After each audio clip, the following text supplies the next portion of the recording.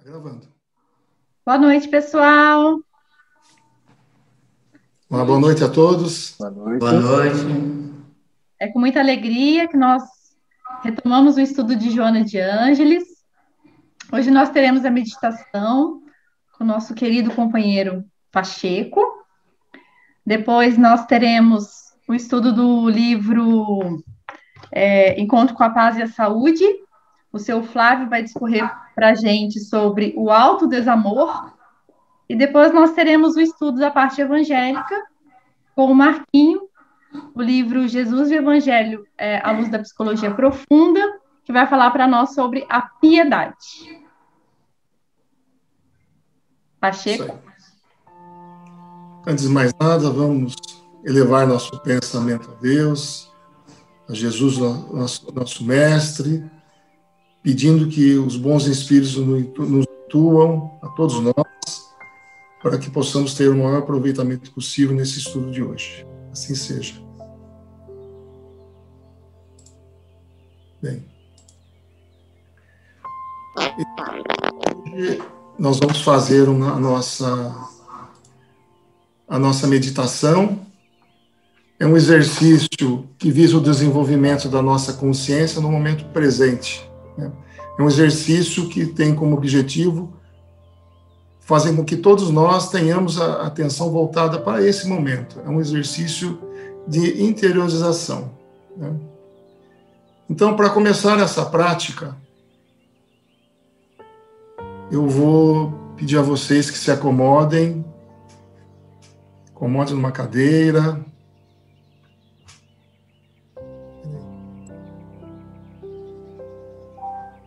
Fique numa posição confortável, numa posição ereta, sem enrijecer a coluna.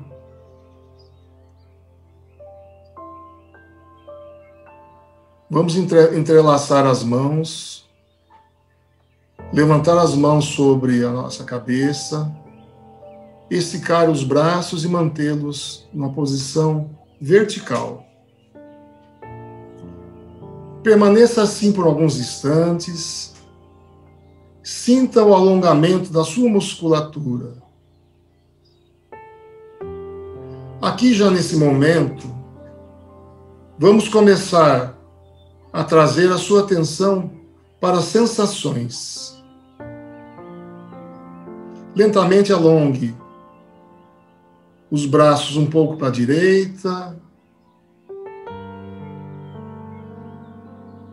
agora para a esquerda. Depois solte as mãos e repouse os braços e mãos suavemente sobre as pernas. Vá deixando que a sua atenção repouse gentilmente sobre a sua respiração. A atenção na sua respiração é a chave desse exercício para você se harmonizar interiormente.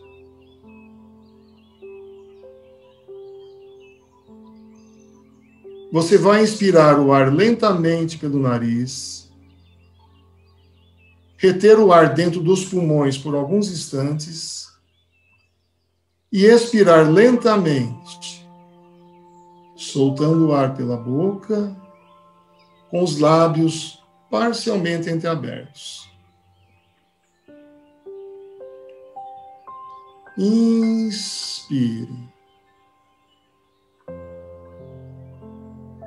Expire. Nesse momento, coloque a sua atenção na sua respiração, reconhecendo o caminho do ar, desde as narinas até os seus pulmões. Inspire profundamente. Sinta a sua caixa torácica se expandindo. Sinta a musculatura, sinta o movimento das suas costelas se abrindo. Expire todo o ar lentamente pela boca, comprimindo desde o baixo ventre e subindo até o ápice dos pulmões. Relaxe. Relaxe. Respire num ritmo natural. Não precisa controlar nada nesse momento. Seja espontâneo, natural e relaxe. Observe e sinta o movimento dos seus músculos durante a respiração. Observe os ruídos à sua volta. Sinta a temperatura do local. E continue respirando lentamente. Se os seus pensamentos fugirem do momento presente, se te levarem para outro lugar, ou se as atribulações e afazeres do dia vierem à sua mente, calmamente volte a sua atenção na respiração. E volte sua consciência para onde você está agora. Vá sentindo o seu corpo. Procure ver se há áreas mais tensas ou doloridas, se há formigamentos. Sinta a temperatura. Vá experimentando cada uma das sensações de forma simples e natural.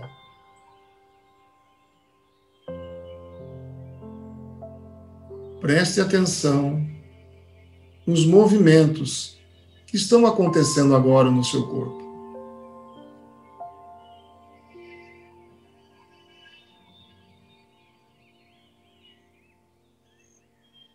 Sinta o ar das narinas até os pulmões e dos pulmões até a boca.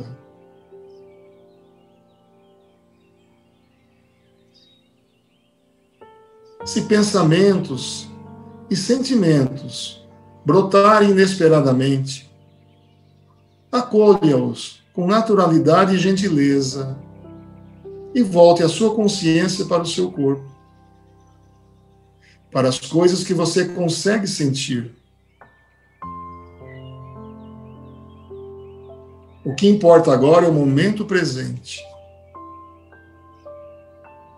Se existe ansiedade, angústia, tristeza, tente localizar fisicamente essas sensações no seu corpo.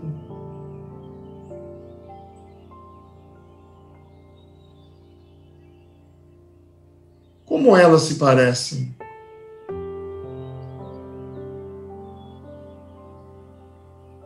Qual a sua intensidade, sua forma,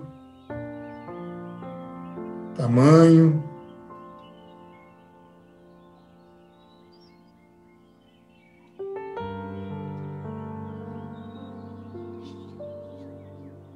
Continue respirando lentamente.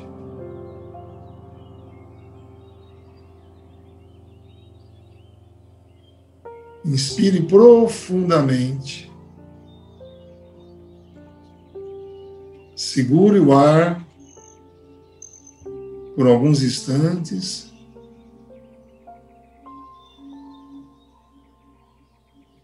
E solte o ar lentamente.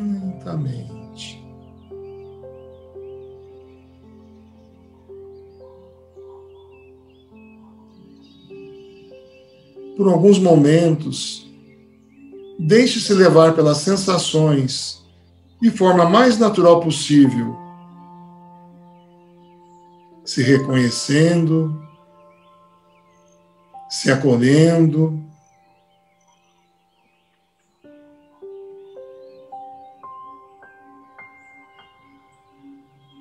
Viva o momento presente.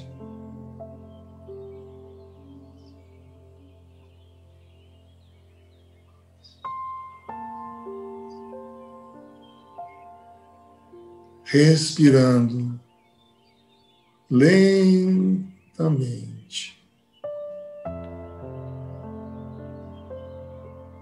Relaxando.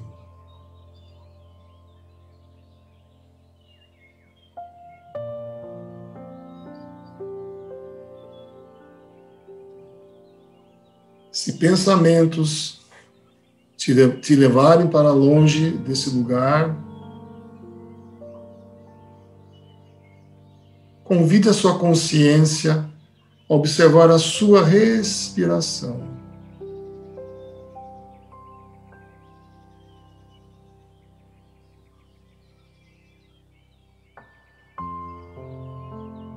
Perceba os ruídos à sua volta. Sinta e respire lentamente.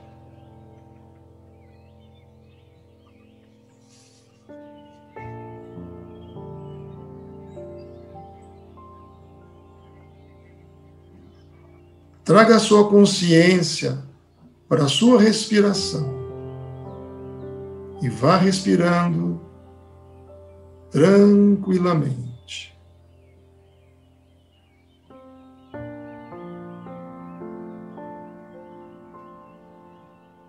Traga agora sua atenção para a minha voz e comece a retornar com calma e tranquilidade.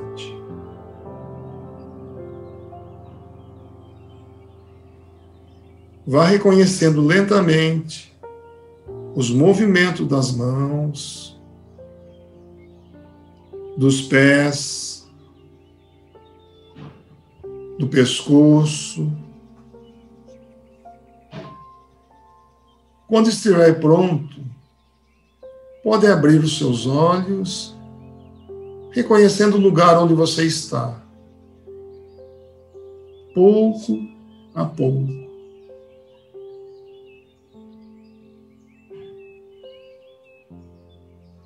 Ainda em estado meditativo, tente dar um significado para as sensações que você acabou de experimentar.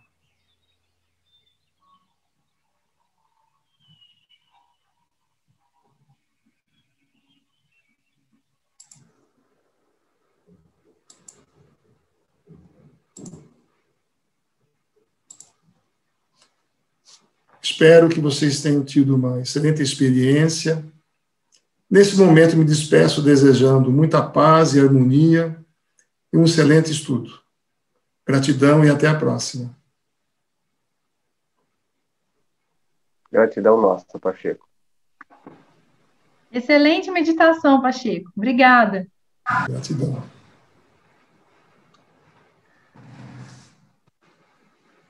Olá, amigos.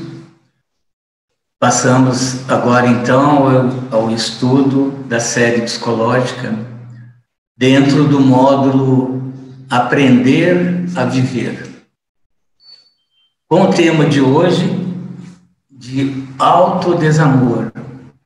Autodesamor que vai resultar numa autocondenação e, consequentemente, numa autopiedade, que exigirá uma autoconsciência para a superação dos conflitos.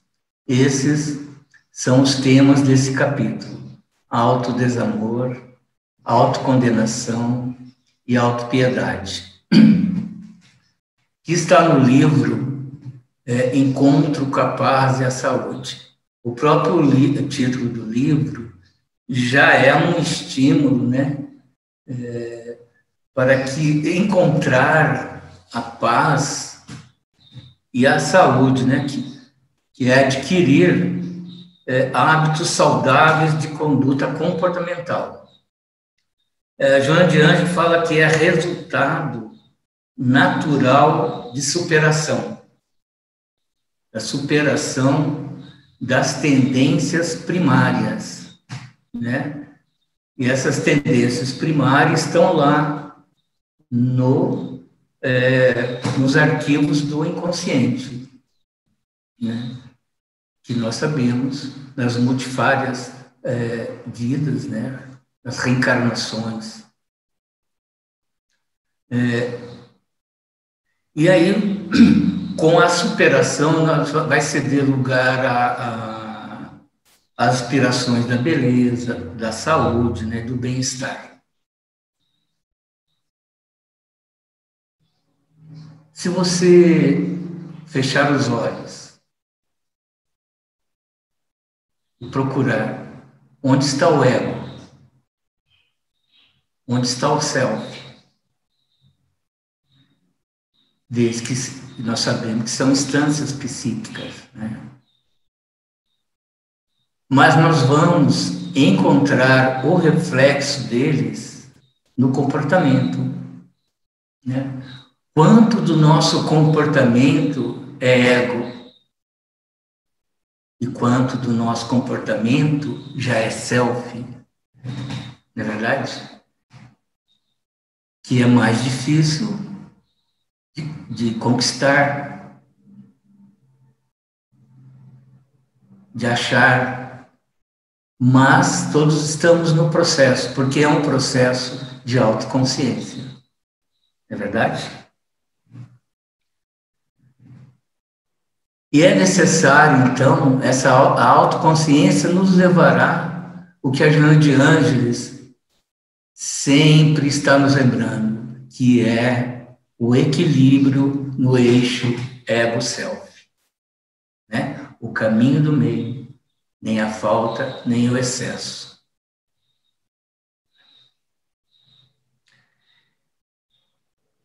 E qual, então, é o processo do autodesamor, né? Onde está a gênese do autodesamor?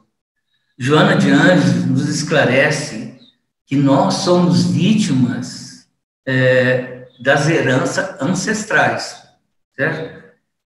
E essa predominância dos arquivos do inconsciente vai aparecer onde? Nesse processo de autodesamor, né? Vai aparecer nas manifestações psicológicas de insegurança,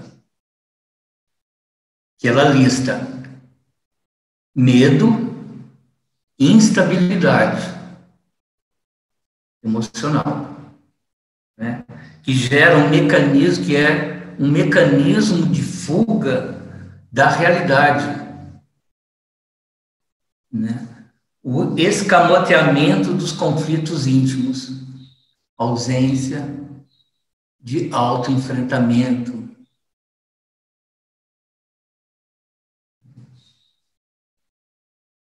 Então, para entendermos esse autodesamor, que é o resultado do que acabamos de falar, que vai resultar num sentimento de diminuição, né?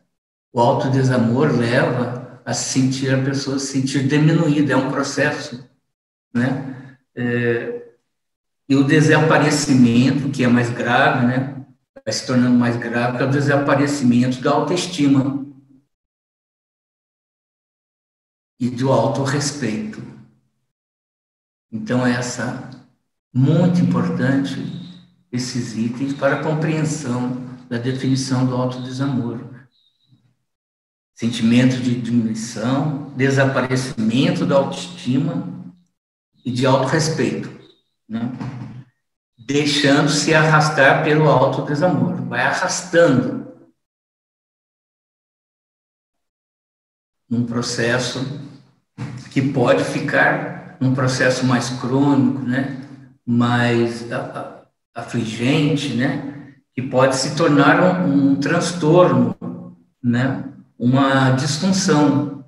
E Joana de Ângeles, então, ela vai tratar como, aqui nesse capítulo, ela trata, nessa situação, ela trata como paciente, não é verdade? Então, ela fala assim, que essa situação, né, vai produzir dificuldade no paciente para conseguir um edificante relacionamento entre o ego e o self. E isso aí vai gerar, então, um prejuízo nos anseios superiores do pensamento. É substituído. O autodesamor consegue substituir esses anseios superiores do pensamento, que vão gerar resultados ainda piores dos tormentos de culpa que procede das reencarnações turbulentas. Como nós falamos no início, né? Um processo que vem desde outras reencarnações. Esses processos não foram equacionados. Então, você se encontra, o paciente se encontra nesse momento em conflito gravíssimo, onde a aparente serenidade e equilíbrio se desconecta, né? Surge uma nova constituição emocional fragilizada, né? Então, esta consciência de si que nós temos, né, cede lugar à crítica mordaz e contínua em relação ao próprio comportamento e ao próprio pensamento, autodesamor. Você fica pensando que é incapaz para superar o desconforto interior.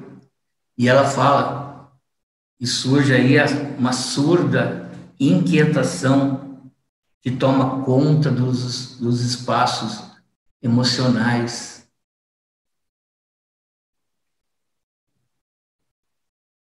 E qual a consequência? Alguém arrisca nos auxiliar? Eu achei muito interessante a questão da culpa, né? Porque, na verdade, a culpa, ela é a causa, né? O fator determinante do autodesamor. Eu achei muito interessante essa parte, né? Que a gente se sente tão culpado que você se condena, você se pune e, ao mesmo tempo, você se auto-vitimiza, né? E é justamente um processo de culpa consciente ou inconsciente. Então, a culpa gera mesmo assim um buraco no nosso espírito, né? Um flagelo, uma angústia que acaba por gerar a autopunição e o autodesamor, não é isso? Isso mesmo. O autodesamor, então, né, ele apresenta-se, portanto, como um distúrbio de conduta, né? Esse conflito mesmo, entre o consciente e o inconsciente. E ela fala que merece cuidados especiais, né? Que vão gerar aqueles resultados, né? Que é o alerta mesmo desse capítulo, né? Esse ponto que ela menciona, que é o alerta primordial desse estudo, né? Que é que esse autodesamor podem se transformar em quê? Antipatia por si mesmo, né? Essa antipatia por si mesmo vai caminhar para onde, né? Para um conflito maior, que é o ódio, o ressentimento, né? Gerando o desinteresse pela vida, causando os princípios da depressão, espiando aí a depressão, onde vai culminar, então, no suicídio. Veja a importância do ponto da compreensão, da análise profunda desse tema, né? Do autodesamor, da sua gênese, né? E a tomada de alta consciência, né? Para a superação. Se você não passa por esse problema, por esse conflito, né? Você pode entender melhor para auxiliar o outro que esteja passando por isso, né?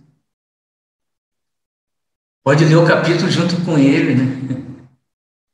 Assim, né?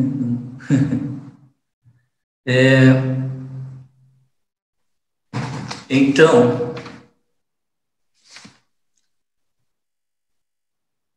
a consequência é a autocondenação, que resulta, esse conflito vai resultar, né, doutor Fábio, numa autocondenação como necessidade flageladora. Flávio, só fazer um comentário. Sim. Eu vi que você levantou a mão. Isso. É só porque tem um momento em que você comenta aí que eu acho que, assim, talvez seja a situação chave, né, de todo esse sentimento de culpa, de toda essa situação, que é essa relação do ego com o self, né? Ou seja, é esse ego que acha que a forma de corrigir é a punição, né? E a visão de um self é longe demais, distante demais, né, do que é divino e inalcançável, né? Então, enquanto a humanidade existir nesse binônimo de o é certo ou errado, é bom ou mal, e tudo que erra tem que ser punido, tem que ser castigado, melhor dizendo, não é nem punido, é castigado, né? Então, enquanto o ego, os nossos egos fizerem esse condicionamento do castigo, fica muito complicado, porque nós somos criaturas falhas e vamos falhar inúmeras vezes, né? E toda vez que nós compreendemos que, quando nós erramos, nós merecemos uma ira divina e uma ira pessoal dentro de nós mesmos, então isso vai gerar todo esse sabotamento, né, contínuo desse autodesamor e dessa dificuldade de se relacionar consigo mesmo, né? E aí a gente vê tantas pessoas que têm um comportamento tão estranho, elas são pessoas tão dadas a ajudar os outros, são pessoas tão boas para os outros, mas para si mesmos são pessoas que não se permitem, em momento nenhum, algo de felicidade, porque não se sentem merecedoras disso. É muito triste essa situação, na verdade, né? É um processo patológico que vai conviver desde as relações abusivas até essa autopunição o tempo todo. Mas eu queria enfatizar só isso, quando você comenta ali nessa questão que isso tudo é fruto dessa relação de ego com o self. Okay? Isso mesmo. Inclusive, ela comenta o que você falou aí, né? Quando ele fica em relação aos outros, ele fica com inveja do sucesso dos outros, né? Dos triunfadores. E ele não insiste na impossibilidade de aplicar recursos próprios, né, desse equilíbrio, né, e atira dardos de ira e mágoa contra os outros, os triunfadores, né, exatamente por causa dessa ausência, essa força, né, essa consciência, né, esse dinamismo que é natural que deveria ser, esse equilíbrio entre o ego e o self, resultando em maior aversão por si mesmo, né? Ela fala que nós reencarnamos para recuperar o tempo perdido e a oportunidade que não aproveitamos, né? O conflito de culpa transforma-se em punição inconsciente, né? Aí se autocondena, quando deveria e poderia fazê-lo mediante o recurso reeducativo de valores, né? E aí passa, consequentemente, a autopiedade, que é a acomodação emocional, insegurança emocional, propiciadora de preguiça mental, que prefere receber e nunca ofertar, demorando demonstrando carência como se estivesse em atitude de abandono, relegado pela vida, sofrimento imerecido e injustificado.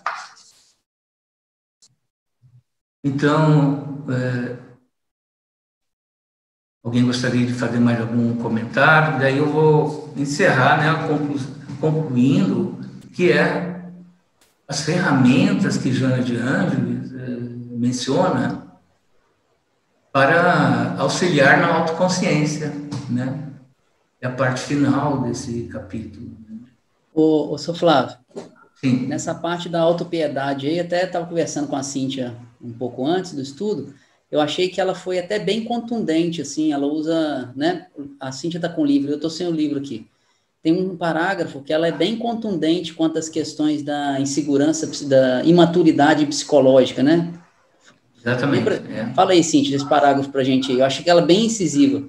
Ela fala que, na verdade, no cosmo não há lugar para fragilidade psicológica, a dependência afetiva, a comiseração e a autocompaixão.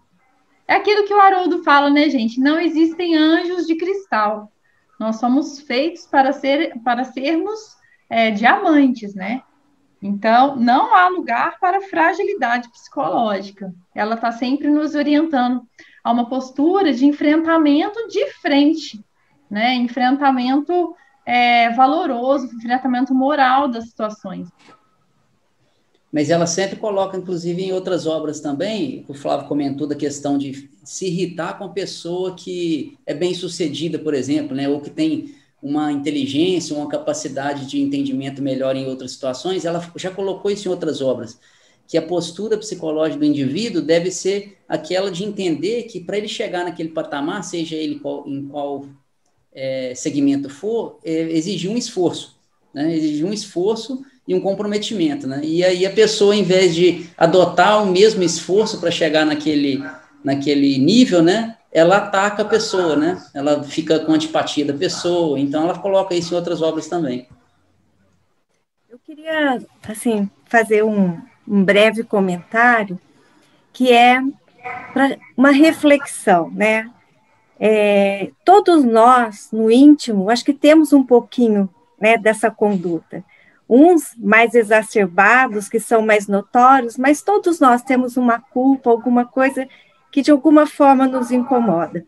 Então, acho que esse capítulo, ele vem para que a gente possa refletir, né, sobre os nossos sentimentos, as nossas emoções, porque aquilo que está no inconsciente, nós não temos acesso, nós não vamos nos lembrar do fato, do que ocorreu, mas vem a emoção, vem aquele sentimento.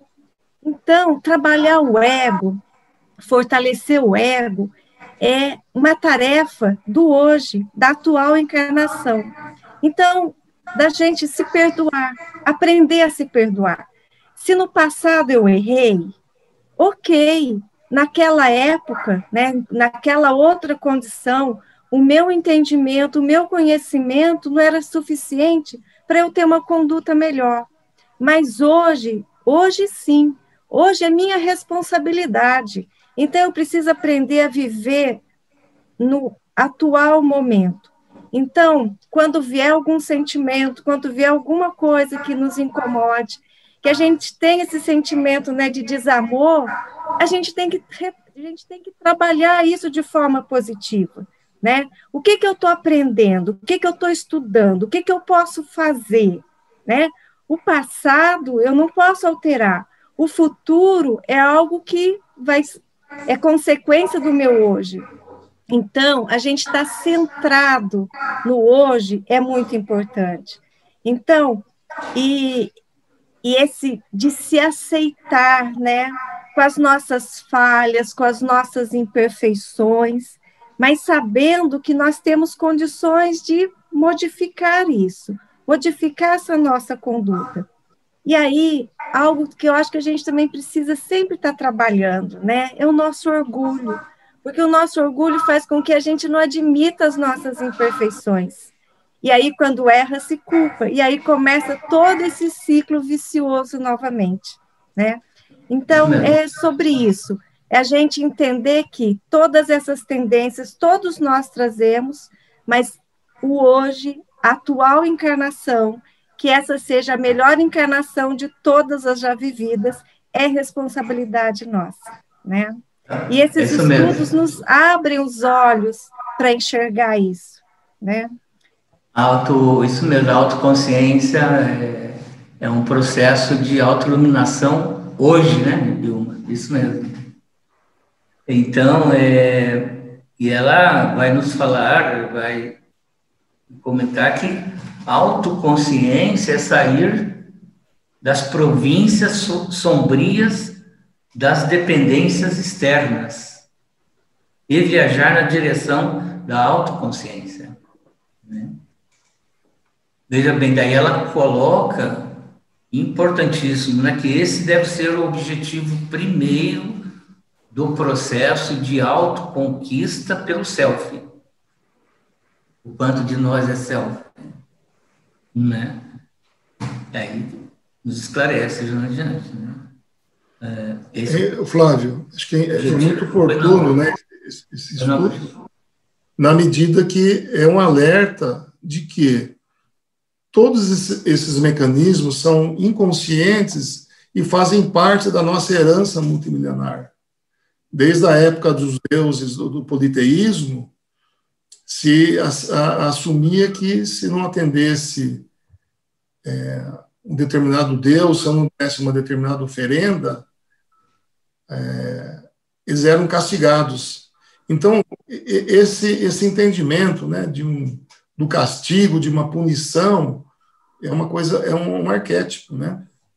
E quando a Joana também fala da maturidade psicológica, está querendo nos dizer daquele ser, daquele espírito que, ao longo do tempo, ele passa a se conhecer, passa a aplicar as leis do amor, as leis do entendimento. E como é que muda isso? Como é que ele passa a perceber todos esses mecanismos de defesa? Estamos falando aí da vitimização, né? Ela cita muito dos escapismos. Então, a pessoa também, ela atribui ao outro a culpa pelo seu fracasso. Então, a maturidade psicológica passa por esse entendimento, né? E com as aplicações da lei da Boa Nova, que o Cristo veio nos trazer, né? Muito bom, é isso mesmo. Muito obrigado. Flávio. Sim, oi, né? Se você me permite, até para ir de encontro com o que todos estão dizendo, e que o Pacheco agora acaba de dizer, o prefácio do livro Nosso Lar, Emmanuel vai dizer que o que a gente precisa, né, na nossa doutrina, ele diz assim, é muito mais de espiritualidade do que espiritismo, né, e espiritualismo. Espiritualidade, o Haroldo uma vez definiu que espiritismo é aquilo que você tem nos livros, você tem na estante. Espiritualidade é o que está dentro de você. A gente tem muito a religião vem nos trazendo esses valores punitivos, né? Porque uma certa época se interessou colocar essa punição, né, para que o poder tivesse na mão daqueles que eram intermediários de Deus, né? Então, isso, a gente precisa trocar esses valores, como a Ilma disse, esses valores do ego, valores punitivos por valores novos de educação, né, de estruturação, estruturar o ego numa condição de novos valores, substituir esses valores de punição, de valores punitivos. Tem uma frase interessante que diz assim, religião é para aquele que tem medo de ir para o inferno, religião do jeito que está hoje, né, do jeito que é tradicional. E espiritualidade é para quem já está nele, né? Então, na verdade, como é que a gente aplicaria isso? Quando o ego consulta a sua sombra, consulta o seu inconsciente, ele é como se estivesse no inferno, entre aspas. É como se ele vai estar de encontro com tudo aquilo de negativo de um passado sombrio que nós temos, e todos nós temos, né? Mas isso faz parte, porque isso também é nosso potencial de evolução. E quando ele vai consultar o self, em relação a toda essa sombra que ele tem, o self trabalha em síntese, né? Ou seja, é uma coisa que vem assim para que você possa... você precisa reestruturar com novos valores. novos entendimentos, o ego, para que você possa entender o self. Como é que a gente pode pensar assim? Como é que essa questão da síntese, né? Como é que o self trabalha? Tem uma passagem do Chico muito curta. Uma vez perguntaram para ele assim: Chico, Emmanuel participa ainda das reuniões com Ismael? Ele responde assim: sim, de joelhos, né? Vamos dizer, ajoelhado. Então, para quem, por exemplo, vem de uma religião que ajoelhar faz parte de um ritual, ele vai entender que Emmanuel participa dessa religião ajoelhado. Se a gente já participa de uma religião que ajoelhar não é necessário, a gente entende que Emmanuel participa com muito respeito, com muita consideração ao estágio evolutivo de Ismael. Então, veja que a resposta do Chico é uma síntese de uma situação, e assim o self trabalha também. Só que se o ego não tiver estruturado com valores o suficiente para entender essa síntese do self, a gente não cresce, né? A gente não entende o próprio self. Então, o que a doutrina espírita nos traz? Essa reestruturação, uma forma diferente de pensar, novos valores, valorizando a vida, eliminando a ideia do pecado eterno, né? Do inferno que vai queimar eternamente, para que mecanismo de evolução, né? Como todos já disseram aí. O self, quando vai dizer, quando a gente consulta o self numa situação dessa, ele vai dizer assim, ó, lei do trabalho, trabalha hoje, né? Vamos reverter essa situação. E como a Ilma disse, então é trabalho hoje, né? Só para fazer um adendo a essa. Isso mesmo. O quanto é self na nossa conduta, né? É transcendência, é espiritualidade, né? E o quanto ainda é ritual externo do ego, não é verdade?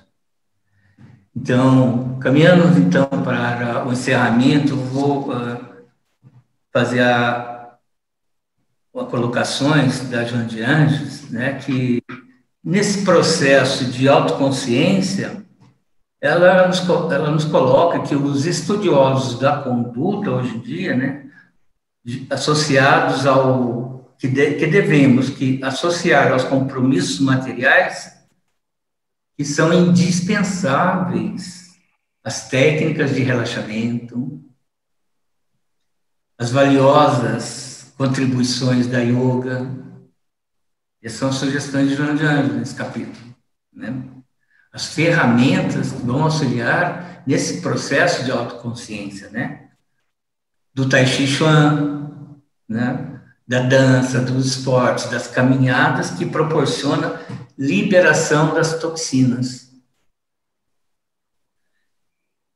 E, adicionando, ela complementa as inestimáveis contribuição da meditação.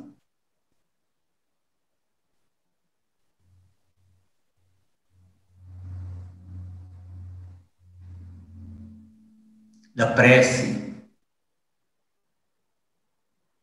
da reflexão, solidariedade, compaixão, o quanto de nós é self. Com isso, ela nos diz que a viagem interior ocorre naturalmente, né, para um maior entendimento do programa existencial, que vai beneficiar, né, um estado, um sentimento, né, uma postura que você terá de uma desencarnação mais tranquila, né, sem que haja realmente a interrupção da vida. E, por fim, autoanálise contínua, serena e persistente, contribui para a conquista da consciência, para que seja alcançado luminoso quando os acontecimentos adquirem sentido psicológico e motivação para o empreendimento da felicidade. E ela conclui: para esse desiderato, nunca será demais que se detenha na reflexão em torno do pensamento de Jesus Cristo, em forma de diretriz salutar para a aquisição do bem-estar, do amadurecimento interior e a vitória sobre os conflitos perturbadores.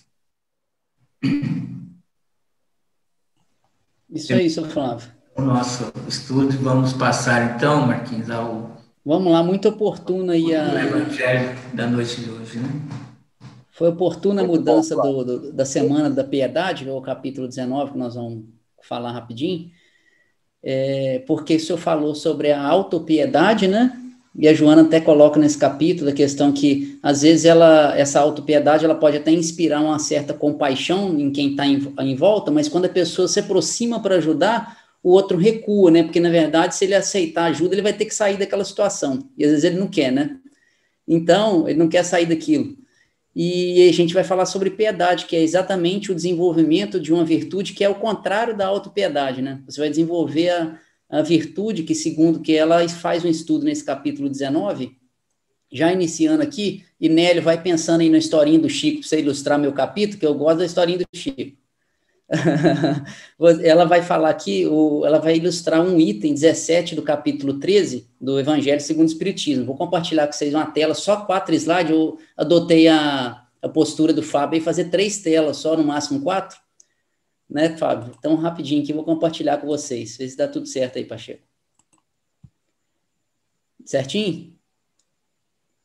Então, nós vamos falar sobre a piedade, o capítulo 19, né, que ela comenta aqui, que é o item... o capítulo 9, item 7, a paciência, que é do Espírito Miguel, de 1862. Ela faz esse capítulo do Jesus dela é exatamente comentário desse item, né, do Evangelho segundo o Espiritismo. Segundo o Espírito Miguel, a piedade, ela é a virtude que mais nos aproxima dos anjos, né? E seria a irmã da caridade, e é irmã e precursora da caridade, segundo o Espírito Miguel, nesse item aí. E eu trouxe só três parágrafos desse item, que ele é um item que nos traz profundas reflexões agora, nesse momento que a gente vem vivendo de pandemia, né, pós-pandemia, ainda no meio da pandemia, de como que está o nosso sentimento de piedade, né, com tudo que está acontecendo no Brasil, né, ao nosso entorno, na sociedade, porque ela vem trazer profundos conceitos do desenvolvimento da piedade, vai falar das 1000 formas da piedade, né? Tanta piedade que a gente pode desenvolver na material quanto moral, ela fala nisso, né? Então, trouxe alguns itens aqui que ele coloca nesse item 7, né? Que a Joana vai discorrer. Então, ele coloca que a piedade é a virtude que mais vos aproxima dos anjos, né? E é irmã da caridade que vos conduz a Deus. Que ele fala que ela bem sentida, essa piedade bem sentida é amor. E amor é... minha foto está no meio da tela aqui.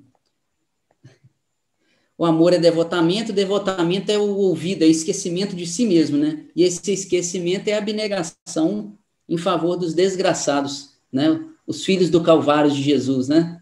Então, não só material, que quando ela vai explicar isso bem lá no capítulo. É a virtude por excelência em que toda a sua vida praticou o divino Messias e ensinou na sua doutrina tão santa e tão sublime. E o último tópico que eu trouxe desse item é que é o sentimento, porque ela fala isso também, ela fala que é antídoto, e o Espírito Miguel fala aqui que ele doma, né, o nosso egoísmo e orgulho. A piedade, no caso, seria um sentimento que auxilia para domar o nosso orgulho e egoísmo, e a Joana coloca lá que ele é o antídoto, que a piedade seria um antídoto do orgulho e egoísmo. Aquele que dispõe nossa alma à humildade, à beneficência, né, que o Fábio falou 2 semanas atrás sobre a beneficência aí, ela comenta isso, que é um sentimento que que leva à beneficência, né, o sentimento da piedade leva à beneficência, e o amor do próximo. E aí ela inicia o capítulo, ela divide em 3 tópicos, ela inicia falando sobre a piedade de Jesus, depois ela discorre sobre o sentimento da piedade, faz algumas definições e volta para Jesus de novo, encerrando. como ela faz, eu acho, em quase todo capítulo, ela faz isso desse livro. Então, ela inicia falando que todo o ministério de Jesus foi caracterizado pela piedade, porque ele compreendia a nossa fragilidade moral como indivíduos e como coletividade, né? Então, aí ele se fez compassivo e misericordioso em qualquer situação, ajudando até mesmo aqueles que desconheciam a compaixão. Ela já inicia assim o capítulo. Que ele não estimulava a miséria. Então, assim, eu acho que ela vai traçando esse perfil de Jesus e essa conduta de Jesus para exatamente nos levar à reflexão, né? Como que a gente adota os nossos posturas e comportamentos diante das situações e diante daqueles que nos rodeiam, com base nesses exemplos que ela dá. Então, eu acho que, pelo menos, me leva a essas reflexões, né? Eu entendo que ela quer mostrar isso. Se ele é modelo e guia, como diz os Espíritos ao Kardec lá, né? Eu acho que ela tenta direcionar para isso, né? Para ela ir colocando, definindo essas posturas comportamentais de Jesus para nos levar a essa reflexão íntima, né? Fala que ele não estimulava a miséria interior e levantava os indivíduos ao reino de Deus, que nele se encontrava, né?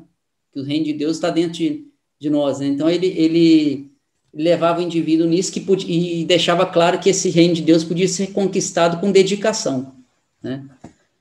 E aí ela coloca aqui, ó. Não estou conseguindo ver direito aqui, Pacheco. Ela coloca um parágrafo assim: a sua, porém, não era piedade convencional, que logo passa, assim que se afasta o fator que inspira ternura. Eu acho que muitos de nós é o contrário, né? O sentimento de piedade só fica quando fica aquilo que nos inspirou ternura, né? Passou isso, a gente tampouco se fazia humilhante para quem o recebia, colocando o ser em postura inferior, nunca mesmo considerando tratar-se de desdita, mas sempre como uma experiência de crescimento interior. A dificuldade que se arrostava, né? Se arrostava no sentido de ser encarada de frente sem medo, né? Que é o que ela coloca lá no capítulo que o Flávio trouxe da autoconsciência, né? Esse enfrentamento das dificuldades sem medo, sem auto se condenar pelo passado e sem auto se apiedar das suas próprias dificuldades, né? Seria esse enfrentamento sem medo e com confiança no porvir, né? Confiança nas leis divinas, né? Vamos lá para o próximo aqui. E aí, ela comenta ainda sobre Jesus, falando que ele possuía essas potências extrafísicas, mas que ele somente as exibia quando era para auxiliar, né, a libertação de alguma provação de alguém, e todas as atitudes dele eram com envolvimento fraterno. Aí nossa reflexão aí, né, quando a gente desenvolve algum trabalho nesse sentido, né, de desenvolvimento da virtude da piedade, que ela vai explicar como que isso se dá, se a gente faz isso com envolvimento fraterno, como Jesus fazia, com carinhosa atenção, como ela coloca aqui, que é assim que ele agia. Deixa eu ver aqui. Aí ela coloca, ela vai começar a falar sobre a piedade, que ela define, né? Ela traz a primeira definição, que a piedade é um sentimento excelso porque parte da emoção, que comparte a dor do seu próximo e busca diminuí-la. Possuidor de potencial dinâmico, não fica somente na expressão exterior, transformando-se em ação de beneficência, sem a qual esta última seria apenas uma forma de filantropia. Então, inclusive, esse capítulo é logo após o capítulo da beneficência que o Fábio trouxe, né? Então, a piedade seria esse sentimento que inspira a ação, que seria beneficência. Por isso que eu acho que ela pôs até na sequência aí do livro, né? Então, ela traz aqui que é a filha dileta do amor, ao contrário do Miguel, que fala que ela é irmã da caridade, né? Ela traz que a piedade é a filha dileta do amor, que surge no homem quando este se eleva, alçando níveis de consciência mais condizentes com seu estado de conquistador do infinito, que não cessa de servir, né? Então, eu acho que cada vez nós vamos nos aproximando nisso aí, ela vai falar isso mais para frente, desse amor pleno de sair de nós mesmos, né? E servir, e somente servir. Que Deus, que é puro amor, somente serve, somente trabalha, né? Então, acho que nós rumamos para isso, conforme vamos alterando nosso nível de consciência, né? Então, ela coloca ainda aí que algumas definiçõezinhas ainda sobre a compaixão que eu não trouxe no slide, né? Vertendo compaixão, eleva a alma que se esforça a viver ao lado do sofrimento. oferecendo o necessário para mitigar a sede e a fome espiritual e material. Então, esse é o sentimento a ser desenvolvido, né? Se torna mais grandiosa ainda quando atinge os sofrimentos íntimos, ocultos, que exterminam a esperança e a alegria de viver. É piedoso aquele que ouve, né? Aquele que sabe ouvir, mas com envolvimento fraternal como Jesus, né? Aquele que tem uma palavra oportuna. Ela descreve aí o que seria um sentimento de piedade, né? Ser piedoso. Aquele que ouve alguém em dificuldade, né? Aquele que tem uma palavra oportuna, aquele que esclarece, que tem um gesto de entendimento, auxiliando o outro a conduzir a cruz, mas é interessante que ela frisa, né? Auxiliando o outro a conduzir a cruz em anonimato, né? Nunca permitindo exibir o sofrimento de ninguém. Isso é importante, né? E nós temos que tomar cuidado aí nas nossas... quando a gente está desenvolvendo isso, né?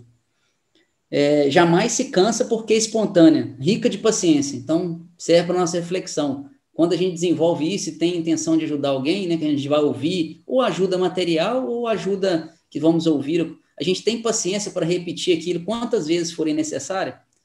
Quando a pessoa, né, volta e às vezes quer uma palavra de novo, mas a gente já conversou sobre aquilo, a gente é paciente nesse sentido, né? Então, quer dizer, ela é espontânea, então rica de paciência, sempre espontânea e rica de paciência. Sempre vê, e aí traz para a gente, que eu achei bem interessante esses dois próximos tópicos que ela coloca, que faz desenvolver isso em nós, né? Desenvolvendo a piedade, nós desenvolvendo esse sentimento, que é sempre ver aquilo, sempre ver em nós aquilo que descobrimos nos outros, né? Auxiliando a se libertar também. Então, assim, quando a gente vê uma dificuldade no outro, às vezes aquilo que ele ainda traz, que nós já conseguimos nos libertar, a gente ter essa percepção, né, de que eu já fui portador, ou ainda tenho aquilo, né, e com envolvimento emocional auxiliar a pessoa a se libertar daquilo, né. É bem legal esse conceito que ela traz. Desenvolve aqui o que ela chama de né, ela não coloca essa palavra, né, mas seria uma empatia, uma capacidade de se colocar no lugar do outro, porque você desenvolvendo esse sentimento de piedade, você pensa como é que gostaria de receber se você estivesse na mesma circunstância lá atrás. Então, você desenvolvendo a piedade, você analisa isso, né? Se eu tivesse naquela situação, como que eu gostaria de ser tratado, né? Então, e isso aumenta a nossa capacidade de ajudar com alegria. Tudo isso que eu estou falando está lá no capítulo, tá, gente? E aí ela traz que é antídoto contra orgulho e egoísmo, pois nivela também. Ela explica por que é antídoto contra orgulho e egoísmo. Porque esse sentimento, ele nivela, né? Porque todos nós podemos ser colhidos pelas mesmas dificuldades. Ela coloca aqui como exemplo os dissabores, as enfermidades e a desencarnação, né? Então, às vezes, isso nivela. Por isso que combate o orgulho, é antídoto contra o orgulho, né? E aí ela volta a falar de Jesus, né? Finalizando já, tá, pessoal? Se vocês quiserem comentar aí. Ela coloca que Jesus homem, de novo ela trazendo esse conceito de Jesus homem, né? Para nos aproximar Jesus de nós, e que é possível se comportar, né, rumarmos para nos comportarmos de forma semelhante. Jesus, homem, compreendeu a necessidade de viver e ensinar a piedade, deixando que se entenda haver sempre algo que se pode expor, mesmo que seja de pequeno valor, máximo essencial para a própria existência. É porque esse tópico do Evangelho segundo o Espiritismo, ele comenta o versículo lá do óbolo da viúva, né? Por isso que ela mencionou isso aqui, que mesmo que seja de pequeno valor. Então, a sua compreensão das necessidades humanas é a expressão da piedade no seu sentido mais profundo. Aí ela traz 2 parágrafos aqui, que ela já trouxe, até a gente pode trazer depois um outro estudo, né, Sr. Flávio sabe que ela sempre traz essa característica de Jesus de perfeita integração do ânimos ânima, né, do masculino e feminino, né, do perfil psicológico. Então, ela traz 2 parágrafos falando sobre isso, né. Eu até não trouxe no slide, mas ela fala assim, ó, que é o comportamento do Cristo, né, comportamento de mãe, devotada e solícita, sempre atenta às necessidades do filho, e de pai discreto, mas trabalhador e infatigável, para que tudo se encontre saudável em ordem na prole, que tenha os seus cuidados. E ela fala dessa dualidade masculino e feminino. Então, assim, é um conceito aí que ela fala da questão de que Jesus conseguia fazer esse nivelamento aqui do masculino e feminino, porque ele já tinha se autossuperado, né? Transformado todos os seus anseios em empreendimentos de amor à humanidade. Então, é aquilo que até a própria autoconsciência lá que o Flávio trouxe, né? Ele fala um pouco sobre isso. Nós sabemos que o principal objetivo da encarnação, e ela coloca isso lá, né? Não é somente correr atrás das coisas materiais, ela coloca lá da questão de, né, cargos importantes, né? Correr atrás de dinheiro. Ela fala que não necessariamente ela condena isso, né? A gente buscar conforto, mas ela fala da gente ter a consciência da na nossa situação de espírito imortal, né? Então, ela coloca aqui que desse movimento máximo de humanização, e qual já não se vive em si ou para si, mas inundado do ideal daquele que é transcendência e imanência. Então, mais uma vez, ela falando, né, que o nosso futuro é não viver para nós, né? O nosso futuro, quando nós estivermos realmente conscientes, plenamente conscientes, você vê que quando os espíritos vão evoluindo, a tendência é essa, né? Eles viverem mais em prol da humanidade do que para si mesmo, né? De servir. Então, aí ela faz uma definição rápida aqui sobre a questão da luz da psicologia profunda do comportamento do óbolo da viúva, né? Que ela estava inserida numa sociedade, então ela queria participar daquilo e dar sua contribuição, né? Ela faz essa análise aqui. Ofereceu tudo de que dispunha. Comenta que aí estar vivo é participar desse movimento humano, né? E não colocarmos obstáculo à marcha do progresso, contribuir com o nosso quinhão, mesmo o mínimo, né? E ela finaliza assim, ó, comentando, né? Comentando o versículo da viúva, né? E deu mesmo tudo que tinha para seu sustento, que é o final do versículo de Marcos lá, lecionando que à medida que mais se dá, mais se enriquece o coração de piedade e de alegria de viver. E eu trouxe aí sugestão para vocês de um primeiro capítulo desse livro aqui, ó, porque esse livro ele é ditado pelo Leon Tolstói, psicografado pela médium Sirineia Yolanda Maffei, e o primeiro capítulo é lindo, ele conta a história da Rebeca, que é a neta da viúva, da passagem do óbolo da viúva. Então ele conta a vida da Rebeca, né? É lindo, é bem difícil a vida dela, ela tem um encontro com Jesus que muda a vida dela, e eu trouxe como sugestão, porque ela dá um depoimento no final do livro, sabe? Ela vem e dá um depoimento sobre o encontro com Jesus, e essa mudança, e esse esforço pessoal que a Joana traz na mudança e no crescimento espiritual, entendeu? Então ela traz, assim, só um parágrafo só, que ela coloca assim, qual o caminho, né? Qual o caminho, porque assim, ó, o amor incondicional ensinado pelo mestre faculta-nos o entendimento das criaturas e de suas necessidades. Promove a aceitação, permite uma análise sem julgamentos, compreendemos, aceitamos, esperamos, trabalhamos pelas mudanças que somente podem ser levadas a cabo dentro de nós próprios. E que adversários somos de nós próprios, nós mesmos. Imploramos por transformações como se elas caíssem do céu, persistindo na estagnação. Qual é o caminho? Jesus cansou de nomeá-lo. A caridade em sua ampla e completa acepção. Caridade é aquela que a piedade que nós estamos falando é a precursora, né? Através dela nos educamos. Aquele que dá simples pão, com o passar do tempo dará o coração. Exige perseverança, treinamento e paciência. E ela vai falando, o capítulo vale a pena para quem quer estudar aí caridade e piedade, né? Então, para quem tiver a oportunidade de ler, vocês conseguem ali na internet aí. Então, eu vou abrir para vocês, se quiserem comentar um pouco aí sobre a piedade. Nélio, se tiver alguma história do Chico aí, né, Nélio? Vou tirar aqui o compartilhamento.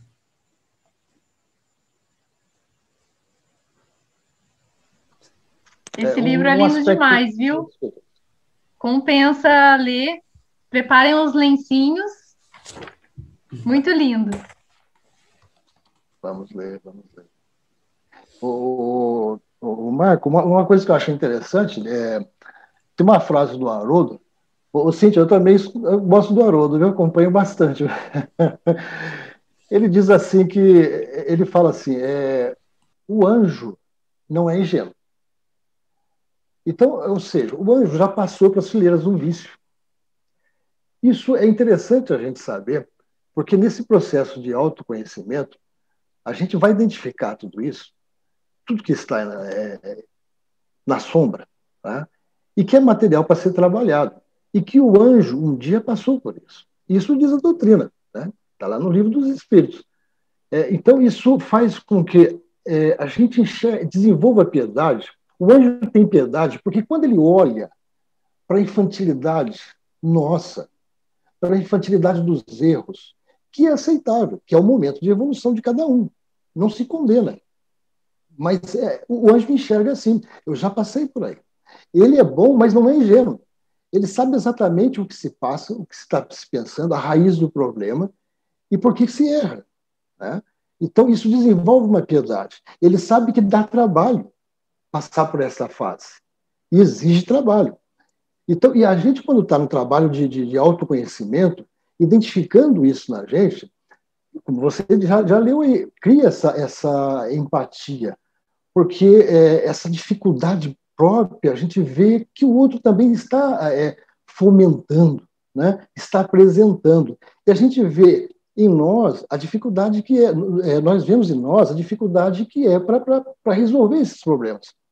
E a gente passa a ter piedade no outro, entender o outro, porque a gente, como se colocasse a mão no ombro e falasse assim, não é fácil, eu sei que não é fácil. Eu também estou na mesma situação. Vamos junto, né? Vamos estudar junto, vamos aprender, vamos vamos orar um pelos outros. Né? Talvez a piedade seja alguma coisa nesse sentido, né? Ombro a ombro, quando a gente está na mesma situação. Do anjo, porque ele fala assim, eu já passei por aí. Né? É isso aí mesmo. É bem interessante você comentar isso aí, Nélio. Sabe por quê? Que a gente fez um evangelho hoje cedo, né, Cíntia? E saiu um tópico do Jesus no Lar, aquele livro lá do Escorafado pelo Chico, que era exatamente isso. Só que o cara foi subindo em conhecimento, em ciência, e chegou lá em cima, o anjo mandou ele voltar, entendeu? Porque ele tinha que voltar para acompanhar os outros que estavam subindo. Só que ele utilizou de desdém, porque ele ficava rindo das pessoas que já tinham passado por aquilo que ele passou. E aí ele chegou lá achando que ia se encontrar com o Pai Celestial e foi advertido, falando que ele teria que voltar para desenvolver a piedade. Exatamente isso que você falou. Porque tá vendo? é exatamente isso que você falou, desenvolver, saber que você já passou por aquilo, então você ter piedade por aquela pessoa que está na caminhada, né? Então... E piedade é alguma coisa assim que você vai sublimando, que você assim, cada um vai enxergar de uma forma e vai sublimando a sua maneira. Você que gosta do Chico, das historinhas do Chico, uma coisa muito simples, né, bem curta essa passagem, um senhor se aproximou do Chico e falou, Chico, eu tenho certeza, pelos dados, pelos meus sonhos, que eu sou a reencarnação de Pilatos. O Chico falou, nossa, é mesmo? E ouviu, e ele contou vários sonhos. O Chico falou, tá bom, aceitou. Quando ele vai embora, alguém pergunta ao Chico, mas você não desmentiu? Ele falou, mas eu não tenho direito disso, de tirar a ilusão. Eu não vim aqui para isso, tirar a ilusão das pessoas, deixa ele pensar. Então, quer dizer, é piedade até pela pela ignorância, é uma sublimação da piedade, não deixa de ser. Bom, pessoal, alguém quer comentar mais alguma coisa? Fábio, Cíntia, Flávio, Pacheco, Ilma, se quiser comentar alguma coisa, está aberto aí. Nós ainda temos 7 minutos antes de encerrar. É através do desenvolvimento de todas essas virtudes, e a gente volta lá no primeiro livro do estudo de hoje, né? Como superar todas as nossas sombras, as nossas imperfeições, os nossos mecanismos de defesa, né? É através do desenvolvimento das virtudes, né? É através da autoconsciência,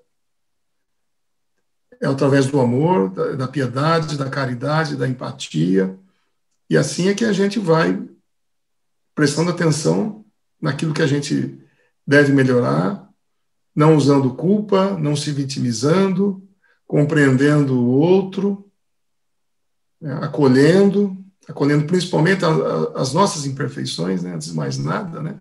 Antes de acusar o outro. Então, é isso, é desenvolvendo as virtudes para que a gente possa evoluir e atingir a maturidade psicológica que tanto a Joana tem batido nessa tecla aí, né, ao longo dos estudos, né? É isso, essa é a receita, muito simples. Marquinhos, pensando um pouco sobre essa questão da piedade, né?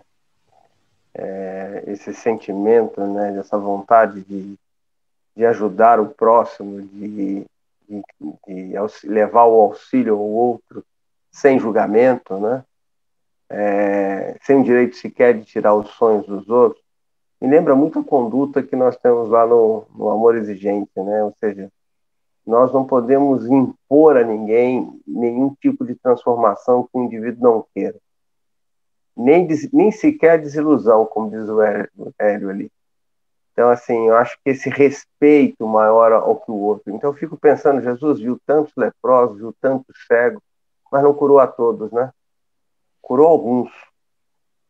E por quê? Porque faltava piedade em Jesus? Faltava nele o sentimento de caridade para com os outros? Ou porque a piedade vem junto com o sentimento de entendimento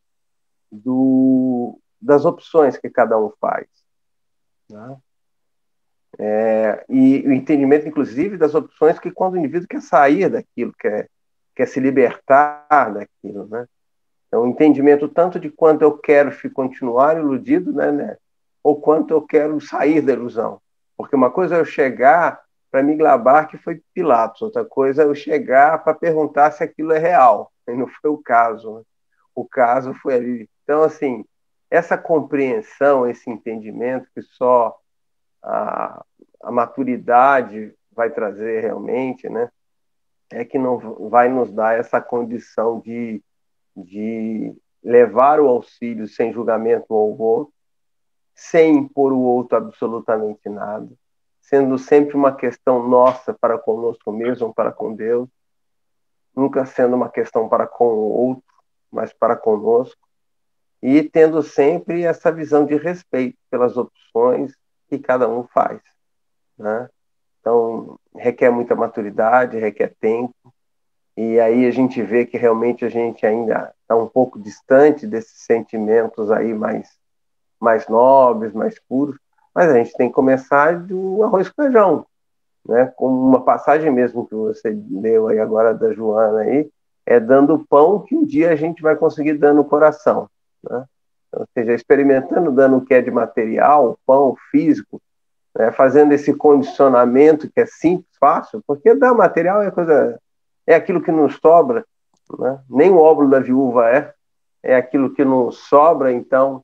Mas ao perceber a transformação do outro, a melhoria do outro, a felicidade da vida do outro, isso vai nos tocando e vai nos abrindo para essa necessidade de auxílio ao próximo.